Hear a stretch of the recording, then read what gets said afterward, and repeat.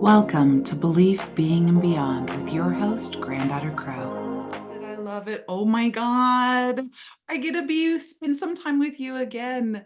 Zoe Yes. is amazing, amazing. So, anyway, welcome to Belief, Being, and Beyond podcast with your host, Granddaughter Crow.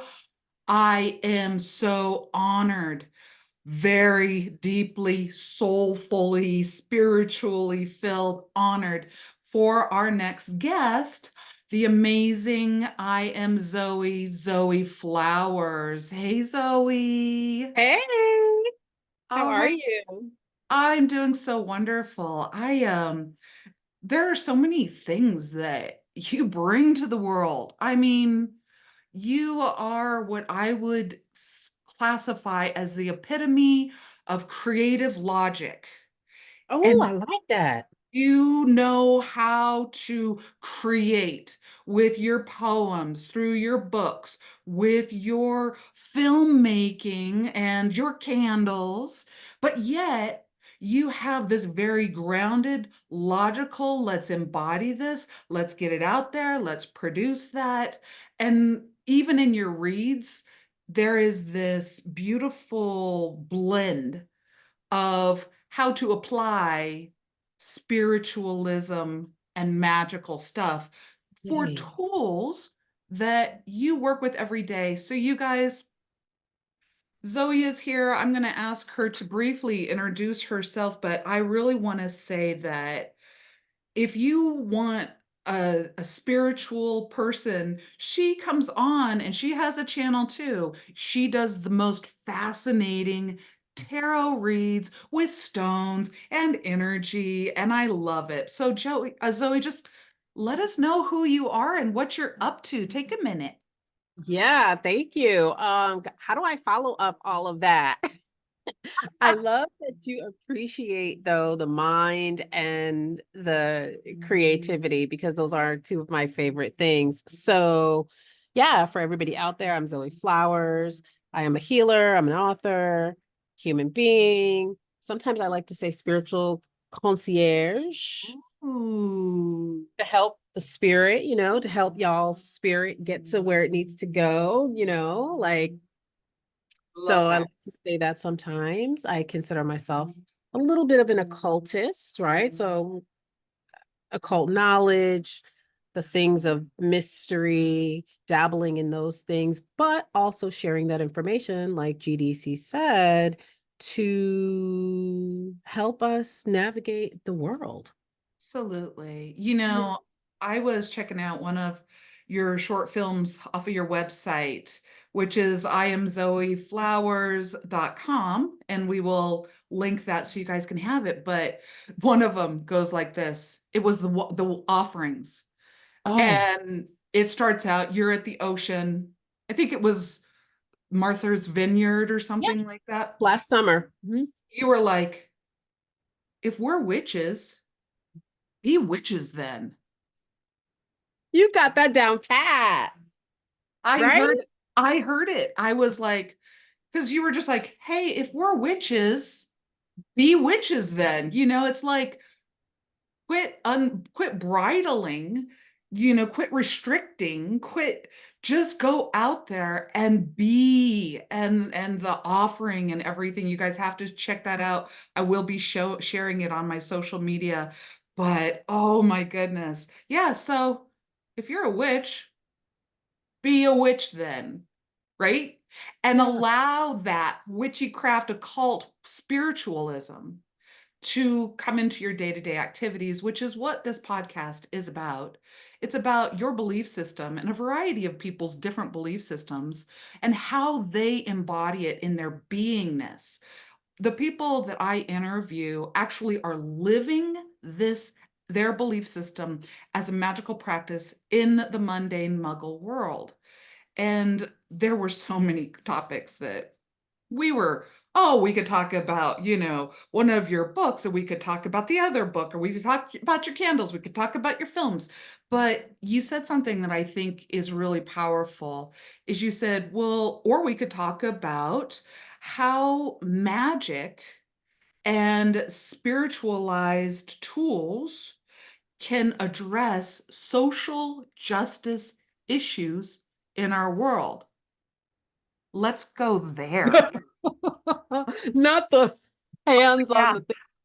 The Yeah, hands on the face leaning in. Let's yes. go there. Tell me a Let's go. story. Yeah. Let's go. So that belief is something that I have been toying with for probably the last 3 years, I would say.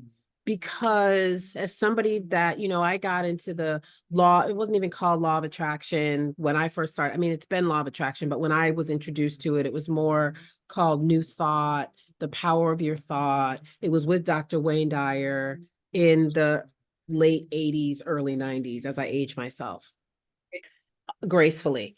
Um, and so much of the things in these circles that we are trying to manifest, it's just taken this weird capitalistic turn Right. where it's like, I want to manifest a new car. Now listen, I have manifested a new car. I'm driving it, okay?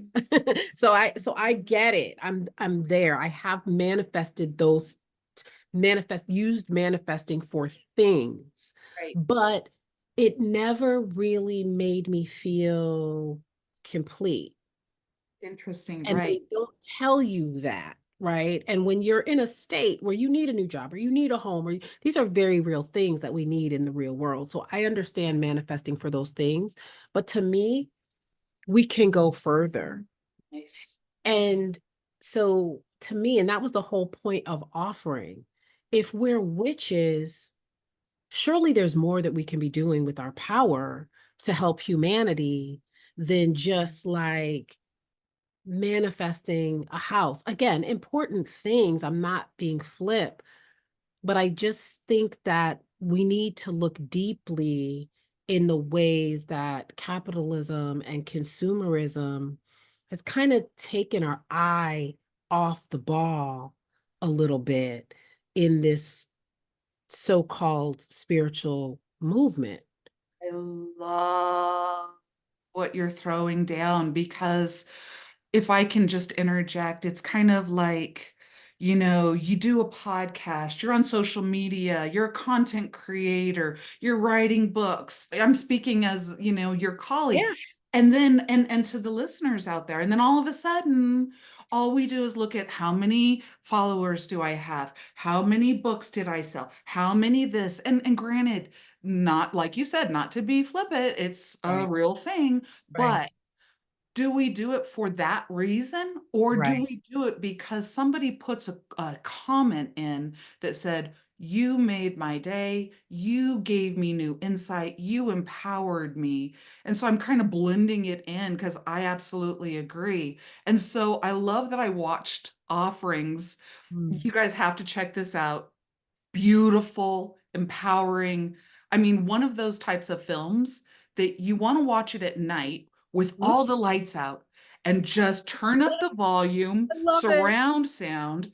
And I was there. I felt like I was with you and I Mm, was getting a cleanse by the ocean. I mm. was so inspired. I was like, I want to move to the ocean and get some, flowers and herbs and do this ritual like embodied.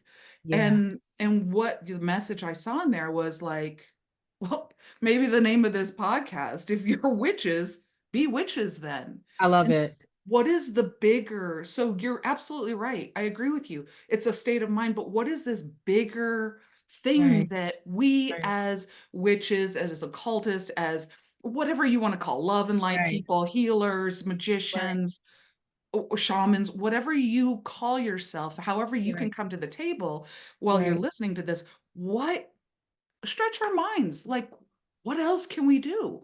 What else can we do? And it's the same thought that I had working in the domestic violence field after a certain point. I've been in the movement for 23 years, and it just came to a certain point where I just started asking people in trainings, why are you here? Are you just here to get a check? If you are, okay. But like really encouraging people to, why are you in this movement? Why are you in this work? And I feel like I'm asking the same question in this arena because there's so many things happening in this world, and I just that need our attention, that need our good energy, that need our prayers, our manifestations, our offerings. And yet I am not hearing anything from the loudest voices and the so-called leaders in this work. So I'm like, so do you really just selling courses? Are you really just here to sell your courses and you don't really care about Yeah. humanity? Right. Where did the heart go? And the strength that it takes to move into heart-focused careers, heart-focused spiritual practice, Mhm. heart-focused manifest. It's hard because you got to get out of your head and into your heart. But when you get into your heart, a lot of times, and I'd love to hear what you have to say about this, a lot of times we get into these types of fields because we have experienced that we need a resurrection out of negativity, or we need social justice, or there is a deeper story that entered Yes. us into this field. But then Yes. did we get kind of complacent? And how much does it hurt to go back into that pain and go, oh, here's my fire, here's my water, here's my earth, here's my air. I'm coming at you with the elements. Yeah. Yeah. I 100% agree with what you're saying. Yeah, it's so many of us come to this work with some kind of trauma, not everybody. The same people, the same reason why people enter the domestic violence or social justice movements, because we see something that we want to quote unquote change. But I think, again, I just think we've taken a wrong turn and maybe paid attention to people that maybe didn't deserve as much attention as we've given them. Gotcha. And Gotcha. maybe that has impacted how this work looks. I don't know. Well, it flows right along with the idea of this podcast. Mm, Whatever it is that you believe mm, will constitute how you behave, how you are in this world. So at first, maybe we believed I can have a voice, I can give a voice, I can give a safe harbor, I can assist, I can help heal. And then where did our belief system change? Like, oh, and then I could make $1, and then I could become popular, and then right. I could, and Yep. it's like that changes how the person behaves. It So, does. yeah, right? Uh-huh. So, as I'll just ask you a practical question for the listeners today, when they're looking at their life and they're like, whoa, yeah, did I lose focus? And trust me, GDC sometimes loses focus too. Yeah. And I need a slice of humble pie. And then I write myself and I wake back up. So it Yeah. happens to all of It us in does. It one does. form or another. It But does. what would you suggest as like uh, a tool or practice that people right now could do to sharpen and make sure that they are on the path of actually working with spiritual tools for social justice awareness within the country, within the world, or whatever it is that they have their eyes set on? Yeah, that's such a great question. So um, I would say shadow work and spiritual hygiene, because we are all in different places. So maybe some folks just don't care about humanity, and that's fine. But for other folks who maybe do, or maybe they'll hear this podcast and maybe that'll like spark something in them to be like, "Oh, maybe there is something bigger that I can do." I would say shadow work, looking into your own trauma, looking into your own pain, looking into your own histories, and just see it what you're using these gifts for, what you're using these tools for. I feel like shadow work is a great entry point into that.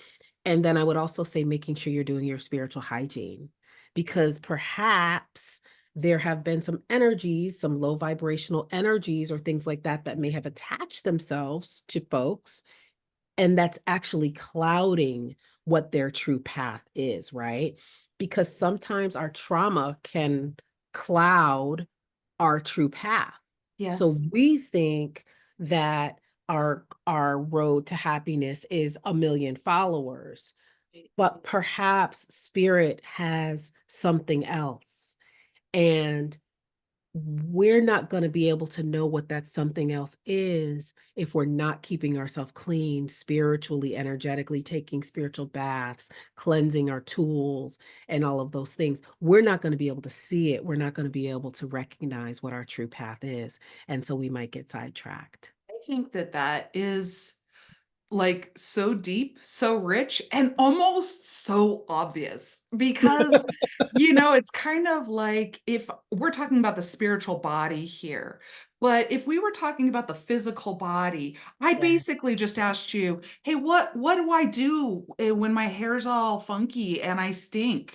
You're like, oh, honey, there's a thing called a shower and a bath. And we Yes. need these regularly so Yes. that we don't smell. It Yes. doesn't, that's, and so it's almost like, yes. And you know what? Shadow work is the best. I just finished a lot of shadow work. I continue to do it. And I really kind of look at shadow work as something that is something that once you go through it, you come out like real. Yeah. You come out real, and Yes. it can make you more strong and creative. Yeah. I dedicated all of last year to shadow work. Wow. So, and what I found, because I was very rebellious, like with my shadow work, very lazy with my shadow work for a long time. And it kept coming up in readings, and I kept just being like, I'm going to just do me. But what I found is that my readings have gotten so much better, so much clearer. My intuition, like so many things have changed, like you said, like more real. By the end of last year, I went to my house and I took down like almost all of my deities, packed them up, all of the jewelry, all the charm jewelry and all of those things I used to wear. I don't really wear them anymore because I've just come to, you too, right? Me too. Eh, yeah. It's like I'm happy to still talk to people about charming things because I feel like that is a part of the path, working with deities and doing all those things. So those are still things that I teach, but I've just completely changed. Like even my tarot class that I taught last year, now I'm teaching ritual 101, and I've changed everything to start with protection and shadow work. Love this. I've I changed like, everything. I absolutely love it. You brought another thought to my mind as we start wrapping up here. So think about what you want to promote and let people know about your upcoming projects. But it's just kind of like this idea of hallmarking things and commercializing things. We hallmark and commercialize Valentine's Day and today is actually, we're recording this on the spring equinox. So this is the perfect time to start doing your shadow work if it's really difficult for you, because there'll be a lot of light outside. So it'll follow you into that darkness. But at the end of the day, we're saying do not hallmark your spiritual practice.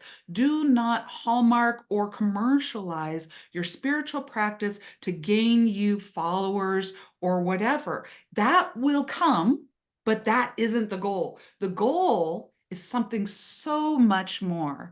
And everybody's goal is a little bit authentic. Their soul's mission is authentic. Remember why you started stepping in and what that is about. Feel that person and let that lead you to your true, organic, enlightened self through the shadow, right?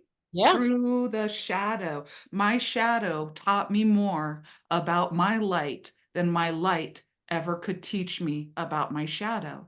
Yes. And for me, it illuminated who or what was doing the choosing. So my trauma was doing the choosing. Oh, I want 1 million followers because I feel rejected. Oh, I feel rejected because of X, Y, and Z.